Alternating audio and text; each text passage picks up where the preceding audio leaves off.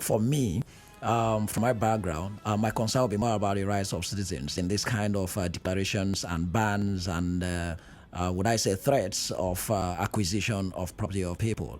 I've always said that there's a legal procedure to doing this, and then there must also be a reasonable and lawful justification for doing this.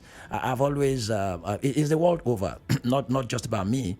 Habitat has actually said that the excuse of crime and criminality, sanitation and health issues, and of course probably indecent environment for the demolition of certain settlements is condemnable. It's not acceptable.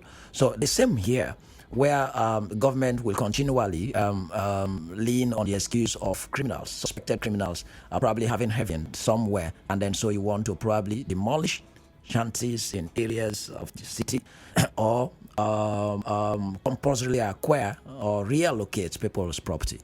I am not sure that the Land Use Act, together with the conditions and terms that are usually on the face of the certificate of occupancy, includes where if your property is probably being infiltrated by criminals, that it's a ground for you to lose your allocation. It is not one of those.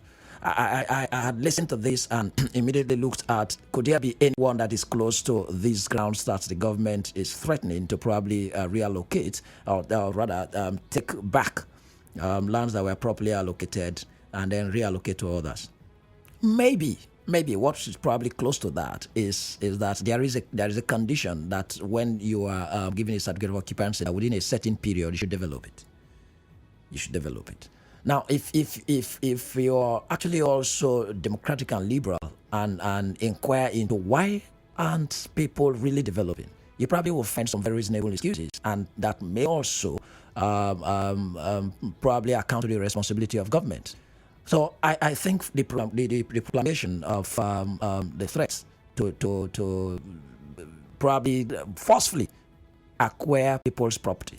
And what we have seen over time is that when they really go through that, there's usually no compensation, legal procedures not actually followed, no arrangement for resettlement. Especially my concern goes really for those who have been threatened around the chanties in town, Iluabushi, in Port Harcourt Township and all that. You don't have an alternative arrangement for accommodation for them. It's against their right. You do not also even imagine the displacement that you would have created and caused, and of course, other issues of adequate housing and all of that. So they are actually threats to the rights of citizens. Briefly, please. Yeah, I think I would agree completely with him. And just to say that, look, I think also under the Land Use Act, I think there is a provision that gives the governor power to take over certain properties, but there's a caveat to it, is that it must be for public good. You understand? So in this case, what would be the public good? I think it to be more appealing if the governor can actually look at those who hold the titles and maybe find out from there what's really the problem. Is it that you're no longer interested in the land?